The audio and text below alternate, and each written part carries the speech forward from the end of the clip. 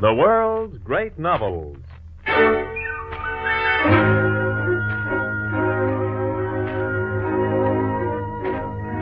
Some may think of it as a child's classic, but actually, it's one of the keenest political satires of all time. The NBC University of the Air brings you a radio edition of Gulliver's Travels by Jonathan Swift, another in our series of dramatizations of books that live, the world's great novels.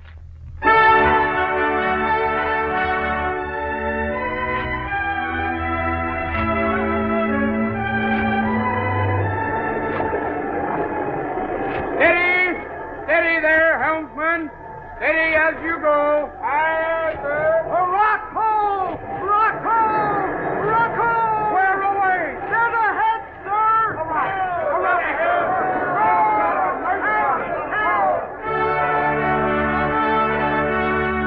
My name is Lemuel Gulliver. For 16 years and 7 months, I sailed the seas, first as a surgeon and then as captain of several vessels. In the year 1699, I accepted an offer from Captain William Pritchard, master of the Antelope, who was making a voyage to the South Seas.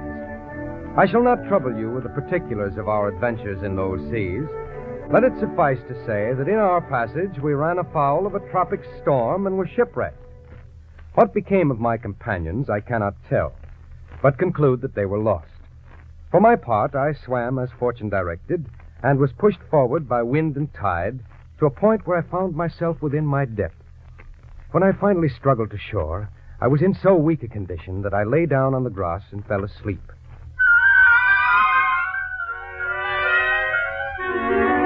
Some hours later, I was awakened by a noise like the humming of insects. I tried to rise, only to discover my arms and legs fastened securely to the ground, and my hair tied down in the same manner.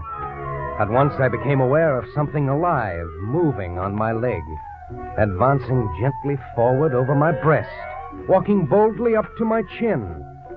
By bending my eyes downward, I was able to perceive that it was a human creature, not 6 inches high, with a bow and arrow in its hands.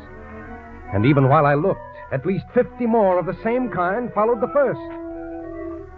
It gradually became clear to me that it was these tiny creatures who had made me a prisoner, who had bound me securely while I slept, with cords no thicker than a thread of silk. The Lilliputians, for that was the name my tiny captors were called by, brought me food and drink sent thither by their emperor's orders, freeing one of my hands so that I could eat. I topped off my meal with a hogshead of good wine, then fell asleep. While I slept, I was bound in chains and carted by 1,500 horses to the palace of the emperor.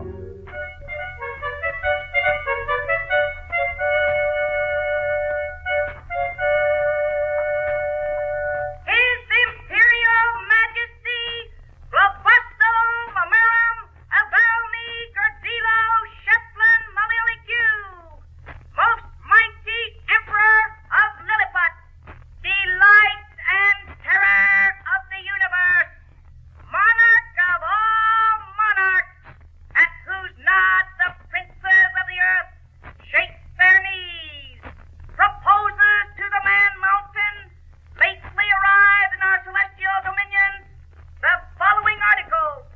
The said man mountain shall not depart from our domain. One or two of the articles proposed were not altogether to my liking. But overwhelmed by the presence of royalty, I could only prostrate myself at His Majesty's feet and acquiesce. Impressed by my gentleness and good behavior, the Emperor set me free. He then had a mind to entertain me with one of his country's best-loved shows. Vidresso, his Minister of Private Affairs, ascended to my shoulder to interpret the performance for me. What you are about to witness, man mountain, is the annual performance of our tightrope walker. What now? There goes the first contestant. Why, he's splendid! Magnificent!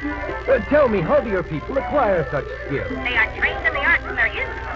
You see, in Lilliput, when a political office is vacant, candidates petition the emperor to entertain the court by cutting capers on a rope. Whoever jumps the highest without falling off wins the office. That's Slim Nap, candidate for the office of treasurer, performing now. He's superb! Colossal! He's a sensation! He should be. He's been at it for years. What is it? Why do you frown? It's just occurred to me. Is this rope dancing really a true test of a man's qualifications for public office? Perhaps they have thought of a better test in your country?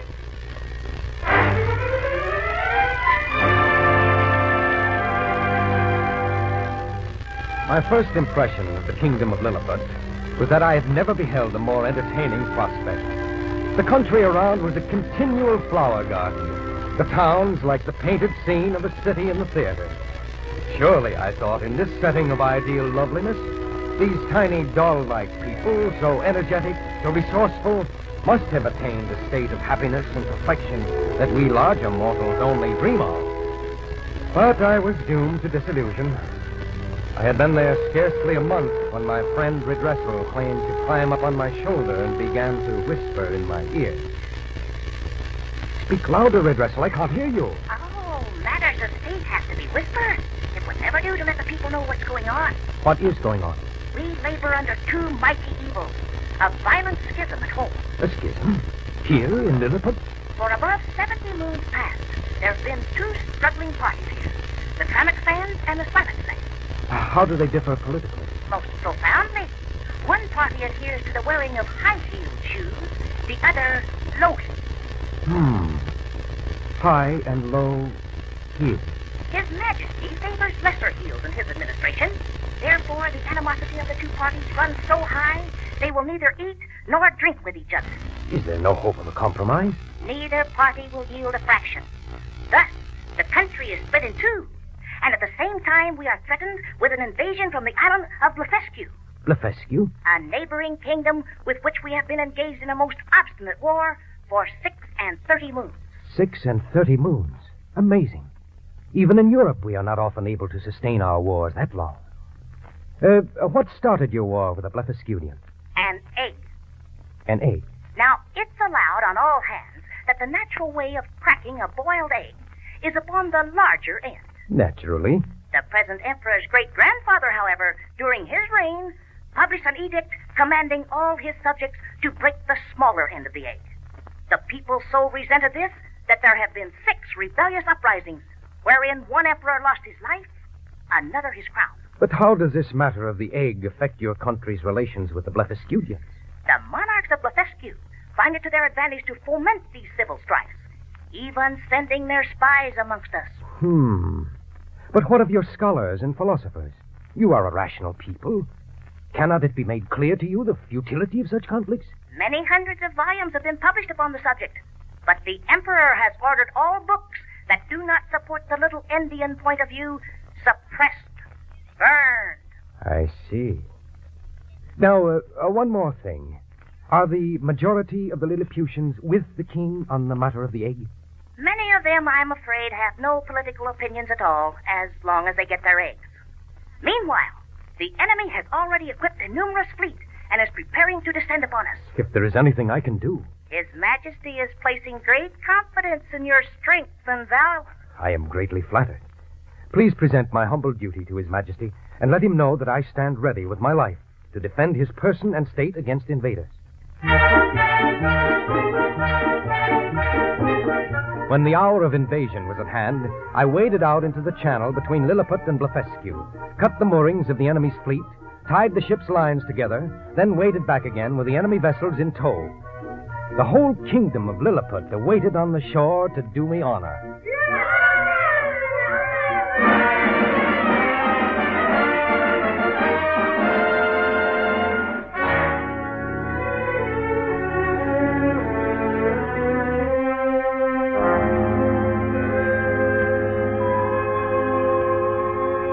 But alas, I was to learn how fickle is the public mind, how short-lived the hero's laurels. Early the next morning... I have come under express orders from His Majesty. What does he want now? He wants you to bring all the rest of the enemy ships into our port at once. But great heavens, that would leave the empire of Blefuscu entirely undefended. Exactly.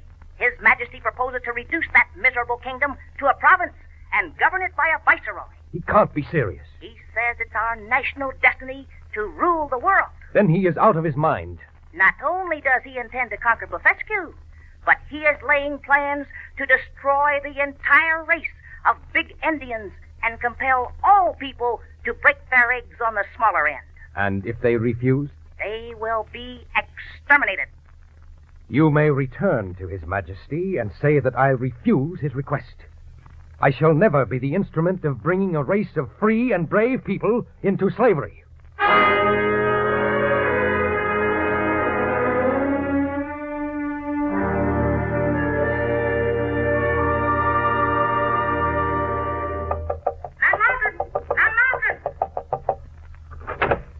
What is it, Redressel? Did you give the Emperor my message? Man mounted. You must leave Lilliput at once. What do you mean? Listen, His Majesty is angry. Most angry at your refusal. He has informed the people that you are a traitor. Articles of impeachment have already been prepared against you, and the populace is clamoring for your death. But His Majesty has decided against that. His intention is to blind you instead. Blind me? By having 20 of his men discharge arrows into your eyeballs. Oh, he's clever, is His Majesty. He recognizes that the loss of your sight will in no wise impair your bodily strength. You will still be useful to him. In fact, he feels you'll be even of greater service to him, blind. What a low, contemptible, treacherous, selfish race you are that you... But you, Redressel, why are you here? I could not bear to think of you reduced to this state of shame. You, my friend. You must have come to warn me at great risk. The risk of my life. I am deeply grateful to you. Not only have you saved my eyesight, but you have done me a far greater service. Because of you, I can still believe in men. Even in Lilliput, among as low specimens of humanity as I have yet encountered.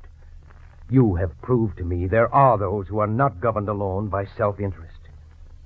I shall not depart from your country entirely cynical.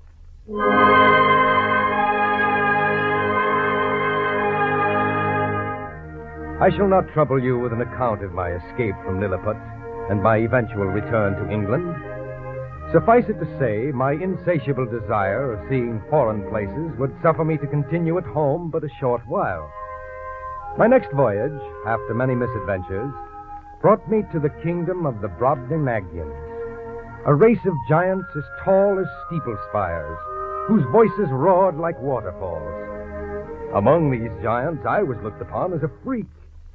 At the court, my lot was intolerably humiliating. My behavior occasioned gales of laughter, and I became obsessed with the idea of proving to the king and his court that I was indeed a man. And at length I hit upon a way to accomplish this. I offered to reveal to the king the secret of an invention that up to this time is the most significant achievement of my race. Tell me, my diminutive friend, what is this wonderful invention? Well, sire, between 300 and 400 years ago, there was compounded a certain powder, which, when kindled, will fly up into the air with a noise and agitation greater than thunder. What a diverting idea for feast days and celebrations. But wait, Your Majesty. Ram the proper quantity of this powder into a hollow tube of brass or iron, and it will drive a ball of lead with such violence and speed that nothing can sustain its force. But might that not be destructive? It will rip up pavements, tear houses to pieces, lay waste cities, dash out the brains of all who are near. And what would I want with it? You could become the master of the lives, liberties, and fortunes of all your people. Whoever disputed your absolute authority could be... And are you too ignorant to understand that I neither have nor want absolute authority? I would rather lose my kingdom 1,000 times over than to know your dreadful secret. Some evil genius, some enemy of mankind, must have been the first contriver of this powder. If you value your life, never mention it again. As you will, sire. But it is plain to be seen that here you have not reduced politics and the conquest of power to an exact science, as the more acute wits of Europe have done. Power. Politics. It is my opinion that whosoever can make 2 ears of corn or two blades of grass to grow where only one grew before, deserves better of mankind, does more essential service to his country than the whole race of politicians put together.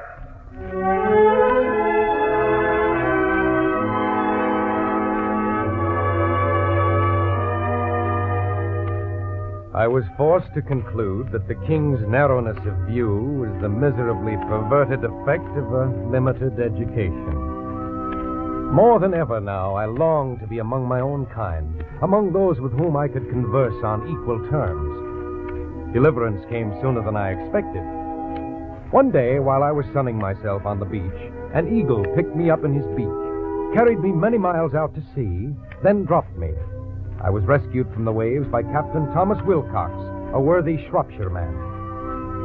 But such is my restless nature that I had not been at home 10 days before... Men the captain and cast off the stern line. Aye, sir. Yes, I was embarked upon another voyage.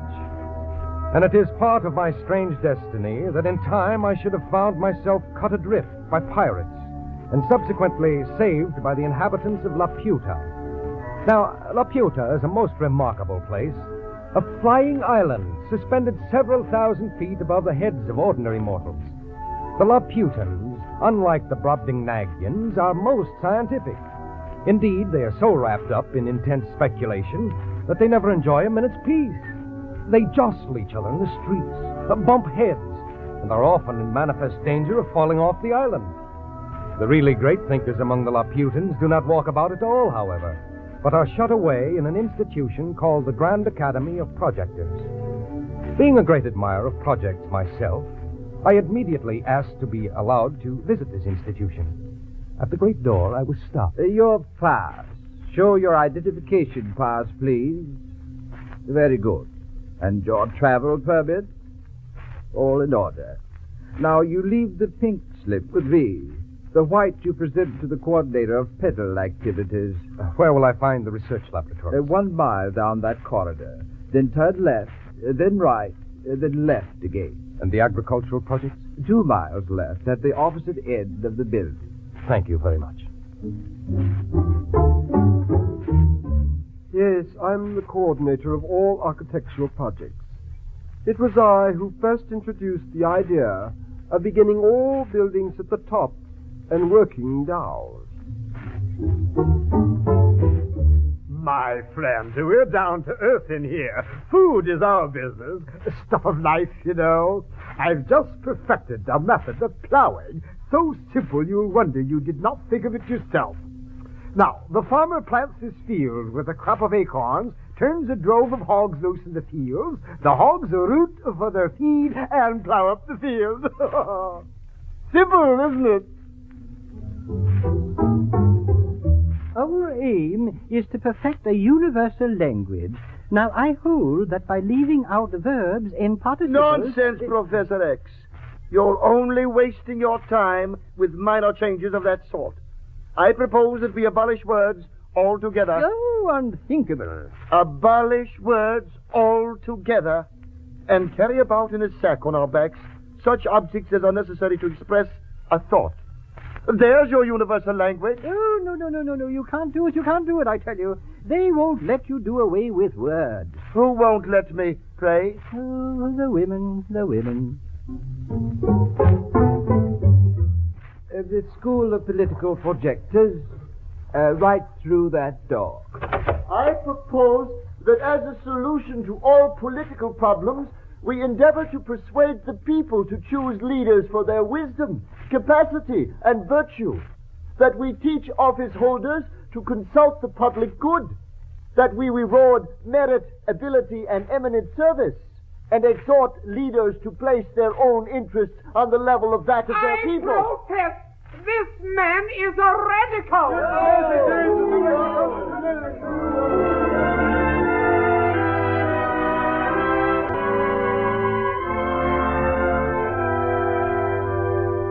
Except for the fantastic ideas I heard expounded in the School of Political Projectors, I must say I was impressed with the Grand Academy of Laputa. The only inconvenience is that none of the projects of any of the projectors has yet been brought to perfection. And in the meantime, the whole country lies miserably waste, the houses in ruins, and the people without food and clothes. However, I dare say in time they will get around to doing something about that, too. I come now to the last of my travels and to that part of my voyages which is most likely to test the listener's credulity. Not because these adventures took place in a country where horses, called in that land Houyhnhnms, are the masters, and men, called Yahoos, are the beast of burden, but rather because of the profound difference between their conception of good and evil and our own. It took me the better part of a year to gain sufficient respect from the Houyhnhnm at whose home I stayed for him to discuss these matters with me. For at first he considered me only a cleaner and a slightly more rational Yahoo than those he kept in his stable. The whole race of Yahoos, he insisted, were the most treacherous and irrational of all brutes. All you need do is throw among 5 Yahoos as much food as would be sufficient for 50. Instead of eating peaceably, they will fall to quarreling and fighting, each single one determined to have it all to himself. I'm afraid the Yahoos of my own country are inclined toward similar behavior. And yet, you tell me that in your country the Yahoos are the masters, and the Houyhnhnms the beasts of burden. Amongst us we have wonderful things, such as you Houyhnhnms have never dreamed of. Magnificent castles, gorgeous clothing, the noblest, most costly meats and drinks. Our ships go to the ends of the earth to bring these luxuries back for the rich. Rich? What is rich? A rich Yahoo is one who has enough money to buy these luxuries I've described. Then they are not free to all? Oh, by no means. How many of your Yahoos do enjoy them? About 1 in every 1,000, I should say. The bulk of our people live miserably by laboring every day for small wages. What you say amazes me. Now, among us, it is our supposition that all animals have a title to their share in the productions of the earth. Tell me, those Yahoos who do not have the luxuries you describe, how do they feel? They are in a continual ferment of endeavor to earn sufficient money to live as the rich do. And of what does this endeavor consist? There are numerous kinds. Begging, robbing, stealing, cheating, flattering, forging, gaming, voting, libeling, scribbling, stargazing. Then there are the recognized professions, of course, like doctoring. Please explain. Well, it is part of our civilization that we eat when we are not hungry, drink without provocation of thirst, sit whole nights imbibing strong liquor. Most extraordinary. All of which disposes us to sloth, inflames our bodies, and prevents digestion, which makes the profession of doctoring a most lucrative one amongst us Yahoos. But I must tell you of another profession, the law. Law? Listen well, for this profession has a peculiar jargon of its own that no other mortal can understand, which they take special care to multiply so that it will take 30 years to decide whether a field left me by my ancestors belongs to me or to a stranger 300 miles away. Oh, please, spare me. I do not feel equal to hearing about the law today. To be frank, your whole discourse has only increased my abhorrence for the whole species of Yahoos. The Yahoos of your country, you say, pretend to reason. Instead of reason, it seems to me you are possessed only of some quality fitted to increase your natural vices. Do you realize that for all your fine words, you have never mentioned the one word we prize most deeply? Love? Love? It is the law of our land. We need no other. Amongst us, love is not confined to any particular object, but universal to the whole race. We show the same affection for our neighbor's issue as for our own, and wherever a Houyhnhnm goes, to whatever part of our land, he looks upon that as his home. Thus we live together without conflict, in peace and happiness. Peace and happiness. Now you are using words with which I am not familiar.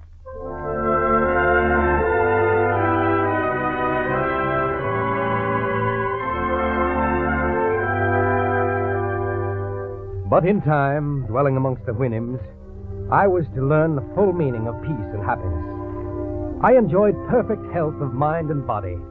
I did not feel the treachery or inconstancy of a friend. I had no occasion of bribing or flattering to procure the favor of a great man or his minion. I wanted no fence against fraud or oppression. In the midst of all this happiness, and when I looked upon myself to be fully settled for life, my host sent for me one morning, a little earlier than his usual. It is with great sorrow that I must tell you what I must. You will have to leave us. Leave you? Go from this peaceful country? Oh, no. Not that. Don't send me away.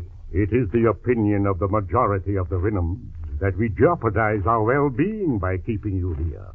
It is feared that you, since you have the rudiments of reason, added to the natural depravity of a Yahoo, that you may influence the other Yahoos to rise up against us. A thought of that kind never entered my mind, I swear it. I'm happy here with you. I wish to live out the balance of my days without striving or conflict. So I told the other Winhams, but they replied that you yourself had told us that your kind excels in the art of lying and dissimulation. How can you be trusted? You must go.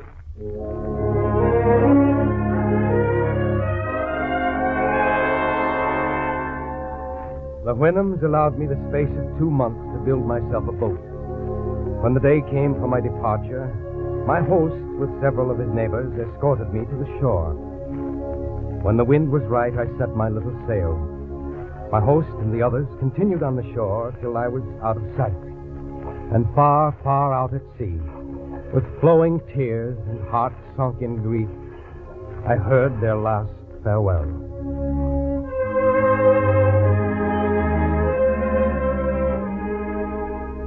Thus, gentle listener, I have given thee a faithful account of my travels for 16 years and above 7 months, wherein I have not been as studious of ornament as of truth.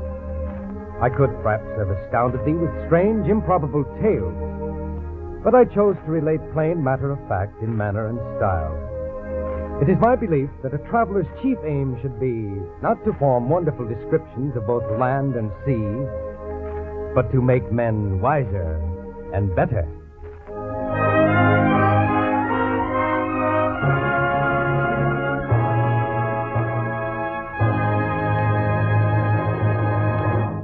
Gulliver's Travels by Jonathan Swift is one of the world's great novels, brought to you each week by the NBC University of the Air. Listen next week for the first of a 4-part radio edition of The Brothers Karamazov by Dostoevsky. And remember that these and countless other great books are to be had in your local public library. To enhance your enjoyment of these broadcasts, NBC offers you Herbert Gorman's Handbook of the World's Great Novels.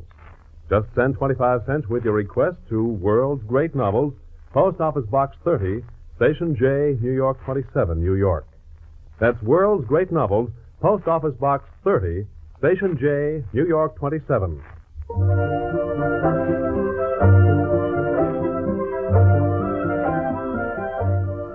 Gulliver's Travels was adapted for radio by Frank Wells. The music was composed by Leo Kempinski of the orchestra directed by Bernard Berquist.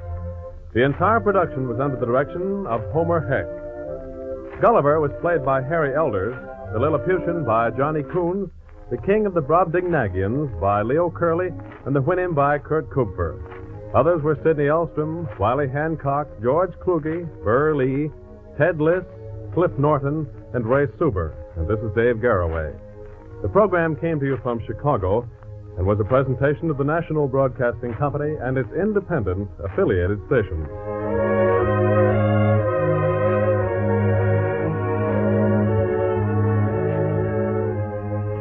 Peace just doesn't happen. It must be worked for and maintained. That is why Congress has authorized the largest peacetime army in American history. And remember, you have to be good to be in the regular army today. This is NBC, the National Broadcasting Company.